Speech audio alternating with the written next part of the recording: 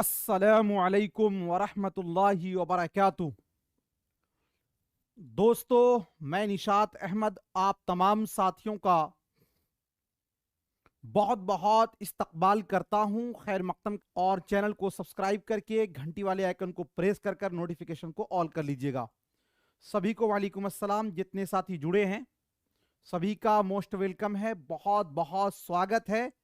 आज ध्यान दीजिएगा, सबसे पहला क्वेश्चन जो है, बिल्कुल साथियों पैटर्न वही है, एग्जाम बेस्ड जो पैटर्न है उसी पैटर्न पे हम सवालात हैं।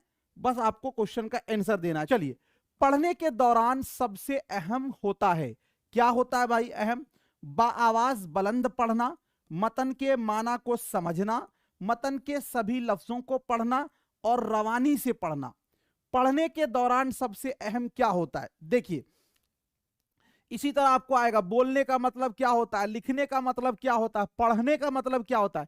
देखिए, बोलने का मतलब यह है कि सही जगह पर सही बातों को बोला जाए।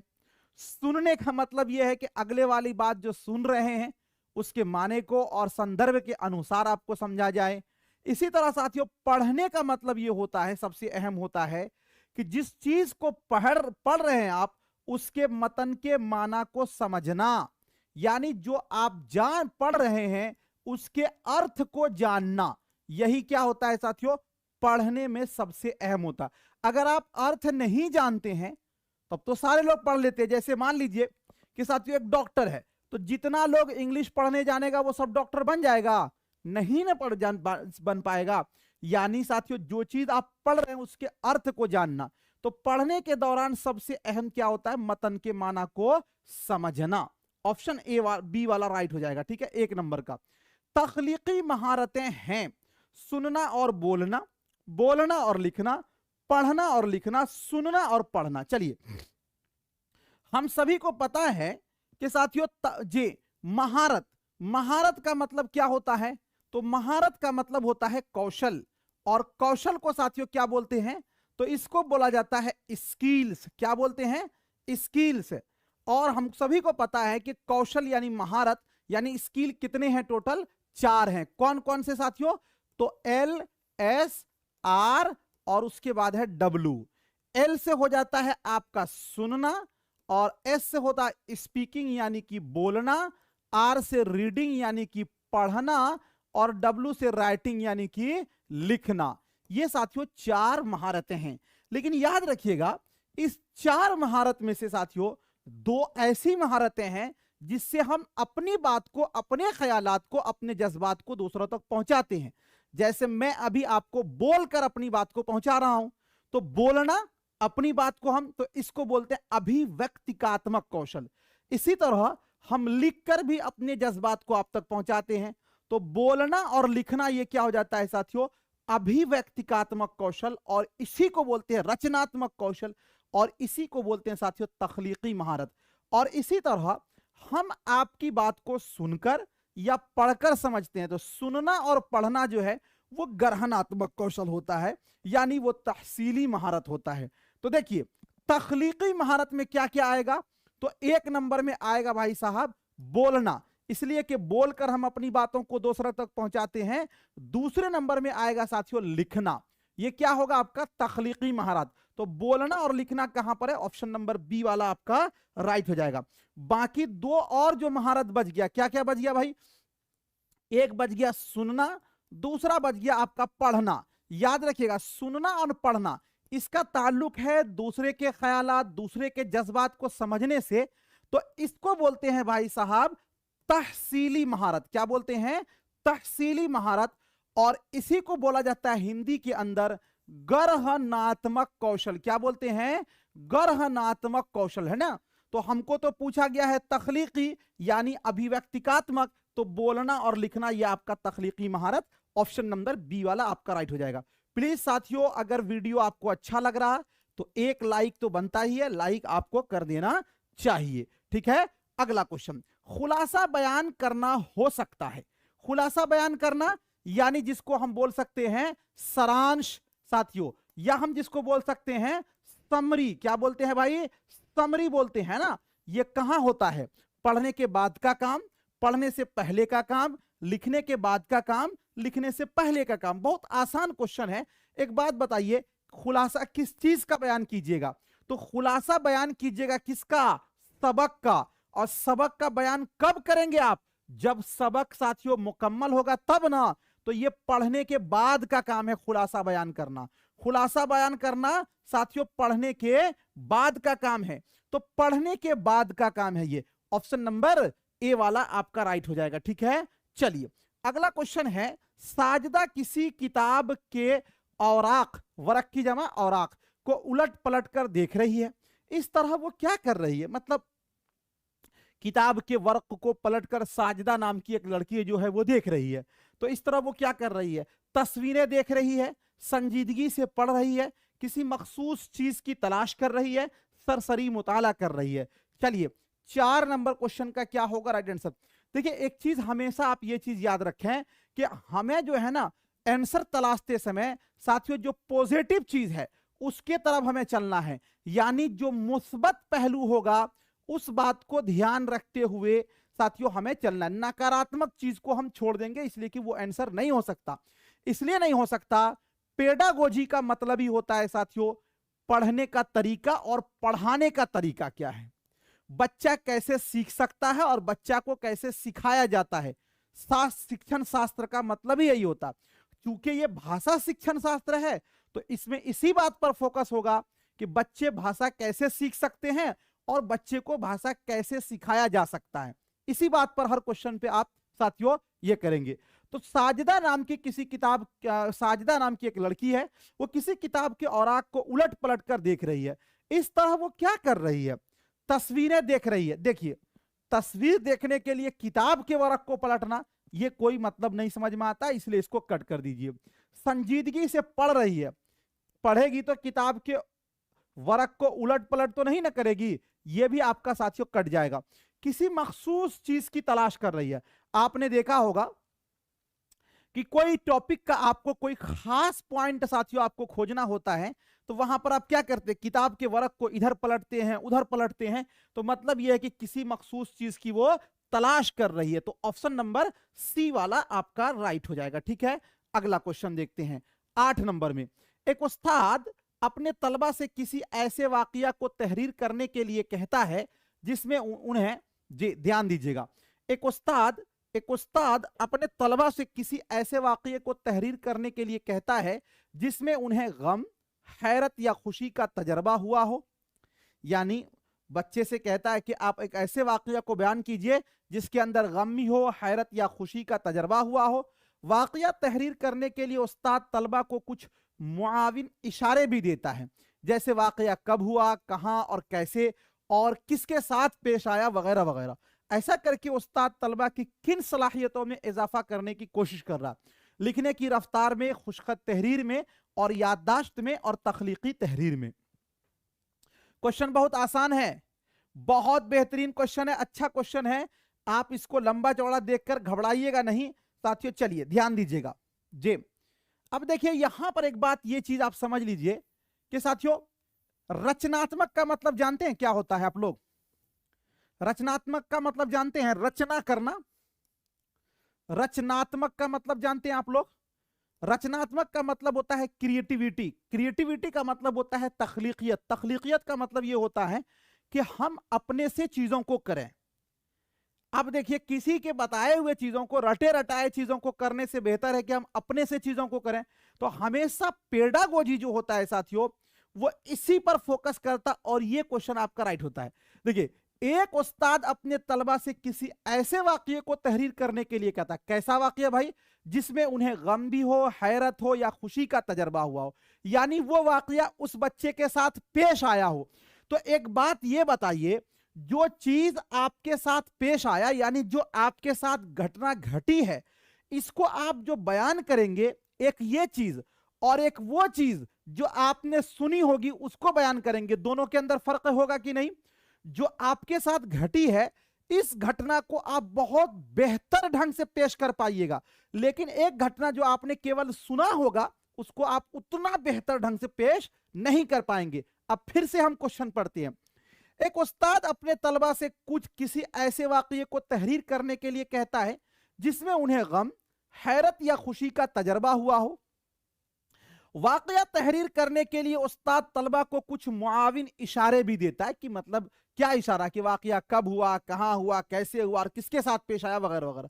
ऐसा करके उस्ताद तलबा की किन सलाहियतों में इजाफा करने की कोशिश कर रहा है। देखिए, अगर हम बोलेंगे लिखने के रफ्तार, तो इससे लिखने की रफ्तार नहीं, बल्कि उस्ताद तख्लीकी महार तहरीर में साथियों। अब तख्लीकी तहरीर क्या है कि हम अपने जज्बात को, अपने ख्यालात को, अपने साथियों तजर्बात को अपने ही अंदाज में लिखें, अपने ही अंदाज में लिखें। यही होता है तख्लीकी तहरीर।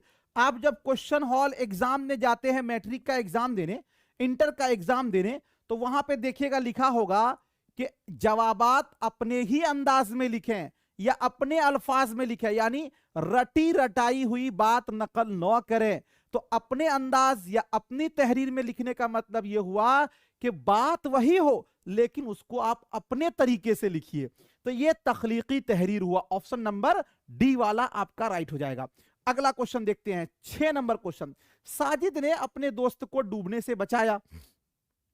क्या कर लिया भाई? डूबने से बचाया। वो 26 जनवरी को उसे बहादुरी का इनाम मिला। यानी एक दोस्त था साजिद का, उसको उन्होंने डूबने से बचा लिया। इस एवज में 26 जनवरी को साजिद को क्या मिला? बहादुरी का इनाम मिला। प्रिंसिपल ने सुबह की असेंबली में उसे अपना तजर्बा बयान करने के लिए कहा। इससे उसकी किस महारत में इजाफा होगा?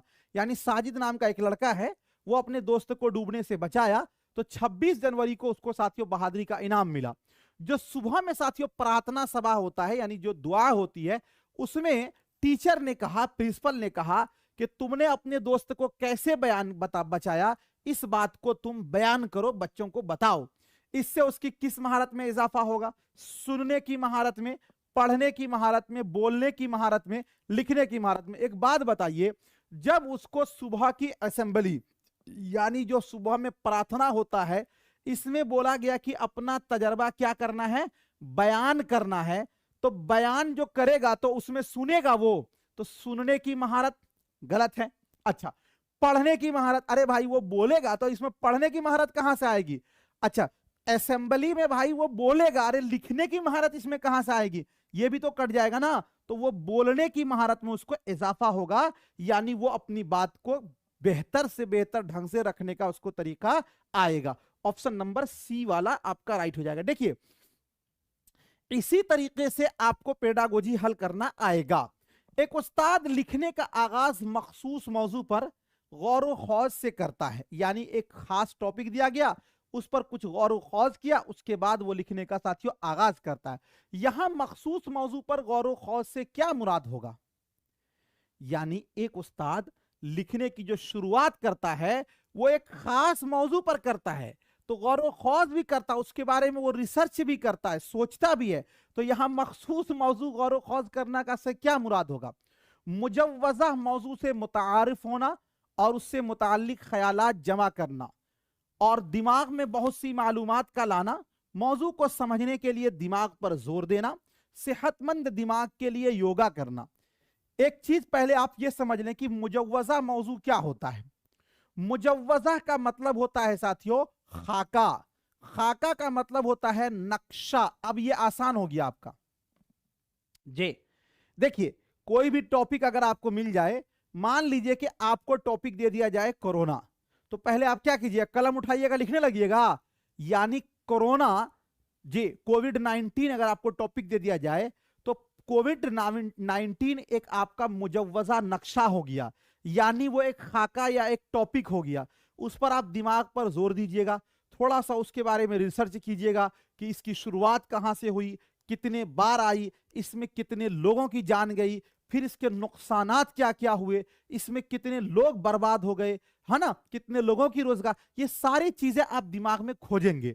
तो साथियों, एक उस्ताद लिखने का आगाज मखसूस मौजू पर गौर व खौज से करता है। यहां मखसूस मौजू पर गौर व खौज से क्या मुराद होगा? तो मुजव्वज़ा मौजू, यानी मुजव्वज़ा का मतलब वो खाका यानी वो नक्शा से मुतारिफ होना और उससे मुताल्लिक ख्यालात जमा करना। चूंकि आप डायरेक्ट तो लिखना नहीं चालू कीजिएगा, तो ये हो जाएगा आपका ऑप्शन नंबर ए वाला आपका राइट हो जाएगा 7 का। ठीक है। 8 नंबर क्वेश्चन, कहानी पढ़ते वक्त चौथी जमात की राबिया का साबका किसी गैर मानूस लफ्ज से पढ़ता है तो उसे क्या करना चाहिए। यानी एक राबिया नाम की लड़की है, इसको साथियों ऐसे लफ्ज से साबका पड़ जाता है जो गैर मानूस है। गैर मानूस का मतलब यह हुआ वो ऐसा लफ्ज है जिसका वो माना नहीं जानती है, तो उस सूरत में उसको क्या करना चाहिए, लफ्ज को नजरअंदाज कर दे, जैसा हम लोग करते हैं कि छोड़ के भाग जाए लफ्ज को। सियाक के मुताबिक उसका माना कयास करे।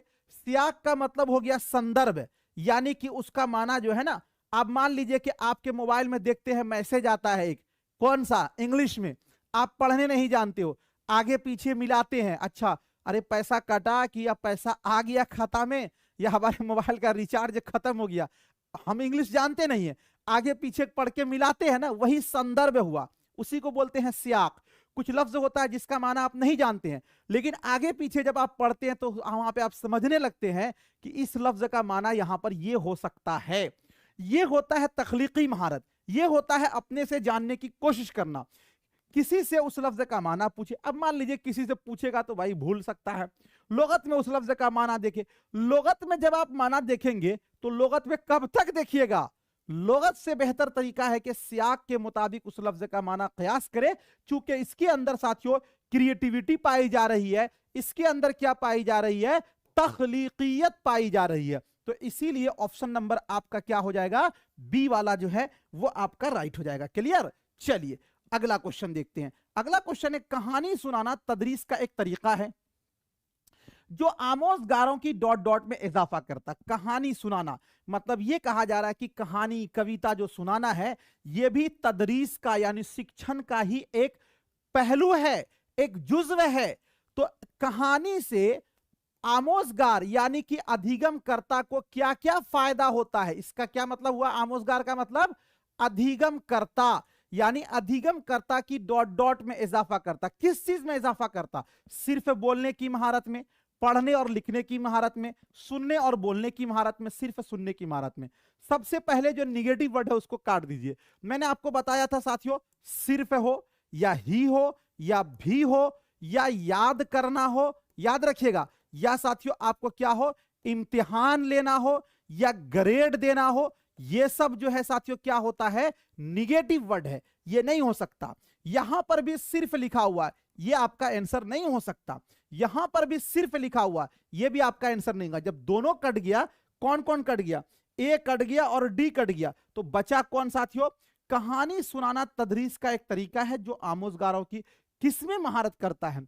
अब देखिए, कहानी सुनाने से आपकी बोलने की महारत डेवलप करेगी या पढ़ने और लिखने की महारत डेवलप करेगी। चलिए क्या होगा, 9 नंबर क्वेश्चन का क्या होगा जे, देखिए ये वाला तो आपका कट ही गया है और ये वाला आपका कट ही गया। पढ़ने और लिखने, कहानी सुनने से आपका लिखना नहीं आएगा, लेकिन सुनने और बोलने की महारत आपकी आ जाएगी। इसलिए कि कहानी को साथियों सुनने से आपको बहुत सारे मुश्किल अल्फाज का माना पता चलेगा, उतार चढ़ाव पता चलेगा, हम लोगों के सामने अपने इस वाकया को कैसे पेश करें ये पता चलेगा। तो सुनना और बोलना यानी दोनों जो मुज़बानी होती है ये चीज आपका डेवलप करेगा। तो ऑप्शन नंबर सी वाला आपका राइट हो जाएगा। अगला क्वेश्चन साथियों आपकी स्क्रीन पर है 10 नंबर में, जबान की महारतों को बेहतर तौर पर सीखा जा सकता है। यानी समझिएगा, भाषा के स्किल को, भाषा के स्किल को बेहतर ढंग से सीखा जा सकता है। कब, चैलेंज से पुर और मिकिनाकी मश्क के जरिया, महज तहरीरी इम्तिहान और तफवीजात के जरिया, जब उन्हें अलग पढ़ाया जाए यानी एक वक्त पर एक महारत, अगर चारों महारत की तदरीस मरबूत तरीका से हो। पहले तो आप क्वेश्चन को समझ लीजिए, उसके बाद आंसर देखिए। यह माने नहीं रखता कि 50 क्वेश्चन का आंसर आप बगैर सोचे समझे दे दें। यह माने रखता है कि एक क्वेश्चन का आंसर आप सोच समझ के दो, उस आंसर को आप समझ लो, तो उससे बहुत सारे सवालात को आप हल कर पाएंगे। ध्यान दीजिएगा क्या पूछा गया है, कहा गया है कि जबान की महारत को बेहतर तौर पर सीखा जा सकता, यानी भाषा के जो स्किल हैं उसको बेहतर तौर पर सीखा जा सकता। सबसे पहले ये देखिए यहां पर आ गया है महज, महज का मतलब होता है सिर्फ, ये है निगेटिव वर्ड, ये कट जाएगा, ये तो आपका आंसर होगा नहीं। चलिए बी की तरफ तो हम जाएंगे नहीं।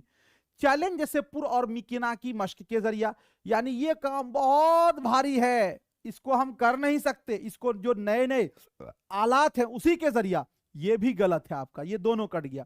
जब इन्हें अलग पढ़ाया जाए, यानी एक वक्त पर एक महारत, मतलब ये हुआ कि साथियों जबान की कितनी महारत है? 4 है। कौन कौन से?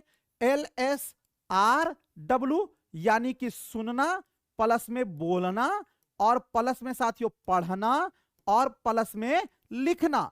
यानी इस ऑप्शन के अनुसार जब इन्हें अलग पढ़ाया जाए, यानी ये चारों को अलग अलग एक वक्त पर एक महारत, मतलब ये हुआ कि केवल आपको सुनने को पढ़ाया जाए, पहले बतलाया जाए, उसके बाद बोलना बतलाया जाए, उसके बाद पढ़ना बतलाया जाए, उसके बाद लिखना, मतलब 2 साल ये, 2 साल ये, 2 साल ये, 2 साल ये, इसी में 8 साल लग जाएगा आपका।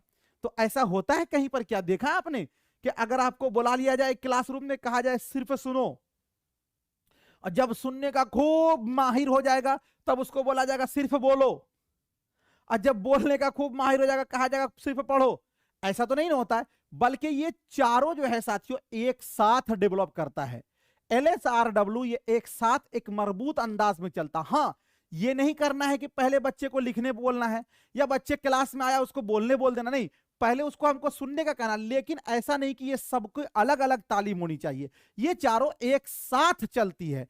तो साथियों जबान की महारतों को बेहतर तौर पर सीखा जा सकता है अगर चारों महारत की तदरीस मरबूत तरीका से हो। मरबूत तरीका का मतलब होता है कि एक साथियों इसमें हो, है ना, क्रमबद्ध तरीका से। मरबूत तरीका को क्या लिख देंगे हम? इसको लिखेंगे क्रमबद्ध तरीका से हो। किससे हो भाई? क्रमबद्ध से हो। तो ऑप्शन नंबर डी वाला आपका क्या हो जाएगा? राइट हो जाएगा 10 का। 11 नंबर क्वेश्चन देखते हैं। कोई एक जबान डॉट डॉट रस्मुल खत में लिखी जा सकती है। हां, उसमें थोड़ा बहुत रद्दो बदल हो सकता है। महदूद, तमाम, 3 और 1। रस्मुल खत का मतलब आप लोग जानते हैं क्या होता है? रस्मुल खत का मतलब होता है साथियों लिपि। लिपि का मतलब होता है स्क्रिप्ट, है ना। जैसे देखिए उर्दू कौन सी रस्मुल खत में लिखी जाती है? तो उर्दू साथियों फारसी रस्मुल खत में। इंग्लिश तो इंग्लिश जो है आपका रोमन रस्मुल खत में। हिंदी तो हिंदी आपका देवनागरी रस्मुल खत में, है ना। ये चीज आपको पता है। कोई एक जबान रस्मुल खत में लिखी जा सकती है, मतलब एक ही महदूद में, 3 में, या 1 में, या तमाम में। कोई एक जबान कितने रस्मुल खत में लिखी जा सकती है? बहुत अच्छा क्वेश्चन है, देखिए समझिएगा। एक बार प्लीज साथियों वीडियो को लाइक कर दें अगर आपको लगता है कि लाइक करना चाहिए, ये भी अपना ही चैनल है ना, तो कर देना चाहिए आपको लाइक, बाकी आपकी मर्जी। कोई एक जबान डॉट डॉट रस्मुल खत में लिखी जा सकती है। समझिएगा, हम लोग ये समझ लेते हैं कि जबान का मतलब क्या हुआ। अगर एक आदमी इंग्लिश में बोलता है कि मुझे वाटर दो, पानी दो, तो वो जबान नहीं हुआ। एक आदमी उर्दू में बोलता है कि मुझे पानी दो, तो ये जबान नहीं हुआ। एक आदमी हिंदी में बोलता है, संस्कृत में। जबान का मतलब ही हुआ कि हम अपने ख्यालात, अपने जज्बात को आप तक पहुंचाएं, और आपके ख्यालात, आपके जज्बात को हम समझें। अब इसका बीच का माध्यम कोई भी हो, इंग्लिश हो, उर्दू हो, अरबी हो, फारसी हो, यानी जिस माध्यम भी हो वो जबान ही कहलाएगी। अब वो जो है ना, हर जबान के एक अलग अलग लिपि है। जैसे मान लीजिए कि साथियों मैं आपको ये बोलूं, समझिएगा, कि मैं आपको यहां पे ये बोलूं 1 गिलास पानी लाओ। क्या बोल दूं आपको? 1 गिलास पानी लाओ। क्या बोलूं भाई? पानी लाओ। अब बताइए ये किस रस्मुल खत में लिखा गया? तो कहिएगा सर ये उर्दू में है, तो ये आपका फारसी रस्मुल खत में है। अच्छा, इसी को बताइए, यही चूंकि जबान तो माना है किसका साथियों? अर्थ का है। इसी को हम लिख देते हैं, इस तरह लिखते हैं, समझिएगा। अगर हम लिख दें 1 गिलास पानी लाओ, समझिएगा, पानी लाओ। अब बताइए ये कौन सा रस्मुल खत है? तो कहिएगा सर ये तो देवनागरी में है। किस में है? देवनागरी में है ना। अच्छा, इसी को साथियों जो हम लोग व्हाट्सएप पर मैसेज करते हैं उस तरह अगर हम लिख देते हैं, इसको हम इस तरह लिखें। कैसे लिखें? इस तरह लिखें साथियों कि 1 गिलास, 1 गिलास, है ना, 1 गिलास पानी लाओ। क्या लिखे भाई? पानी लाओ, लाओ, है ना, ये लिख देते हैं। तो अब ये किस लिपि में लिखा गया? तो ये भाई आपका रोमन में लिखा गया। अब एक बात ये बताइए कि साथियों कोई एक जबान डॉट डॉट रस्मुल खत में, किसी भी जबान को आप किसी भी रस्मुल खत में लिख सकते हैं, यानी ऑप्शन नंबर बी वाला आपका राइट हो जाएगा। अब ये सुनकर आपको बड़ा आश्चर्य लग रहा होगा, आपने सुना होगा साथियों कि कुरान दुनिया के हर एक रस्मुल खत में लिखी गई है, आपने सुना है ना। तो कोई भी एक जबान को किसी भी रस्मुल खत में लिखा जा सकता है। जे उर्दू को आप हिंदी में लिख सकते हैं, जैसे मान लीजिए कि हम भाई उर्दू अलिफ ऐसे लिखा जाता है, हम इसी को ऐसे नहीं लिखते हैं, अलिफ नहीं लिखते हैं, अलिफ लिखते हैं ना, तो ये तो हिंदी रस्मुल खत है। तो किसी भी एक जबान को किसी भी रस्मुल खत में लिखा है। हाँ, हर जबान की अपनी एक रस्मुल खत होती है, ये अलग है। थैंक यू सो मच, बहुत बहुत शुक्रिया आप तमाम साथियों का। मिलता हूं फिर आपसे नेक्स्ट टाइम नेक्स्ट वीडियो के साथ। और आप याद रखिएगा, आप में से कुछ ऐसे साथी होंगे जो मेहनत किए होंगे, पिछले बार उनका नहीं हुआ होगा, तो आप मेहनत कीजिए और इस शेर को याद रखिए, असफलता एक चुनौती है, स्वीकार करो। असफलता एक चुनौती है, स्वीकार करो। क्या कमी रह गई देखो और सुधार करो। अगर आप मेहनत करेंगे, अपनी कमियों से अगर आप सीख लीजिएगा, तो इंशाअल्लाह साथियों आगे आप बहुत आगे तक जाएंगे। सीट खाली है, आपका वेट हो रहा है कि आइए आप टीचर बनिए, है ना जी। तो इसीलिए आप मेहनत करें और इस लेवल की मेहनत कर लीजिए कि सीटेट तो साथियों अच्छे नंबर से आप पास हो ही जाएं, साथ में आप आगे आने वाले समय में यूपी में अगर आप सुपर टेट देंगे, या यहां पर साथियों आप बिहार में बीपीएससी है, या फिर दिल्ली में D SSS में टीजीटी है, इन सब के एग्जाम आपसे अच्छे ढंग से निकल जाए, है ना। मेहनत करेंगे तब ना। चलिए, थैंक यू सो मच।